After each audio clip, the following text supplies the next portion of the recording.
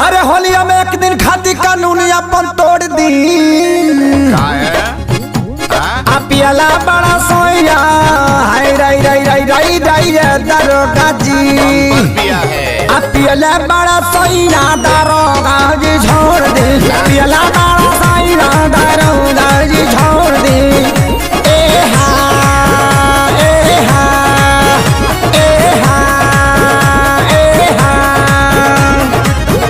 एक तो ये पिया है, ऊपर से जब हम इसको रोके हैं तो ऊंचा आवाज में बात कर रहा है। बोला कौन है बे? अरे साहब मर जाएगा, गलती हो गया था, लो दिया था। अरे अभी छोड़ दीजिए, अगले बार से नहीं होगा, नहीं पिएंगे। अरे बुझाता नहीं बंद बा बिहार में पूरा दारू। तब ना पियो कर पियो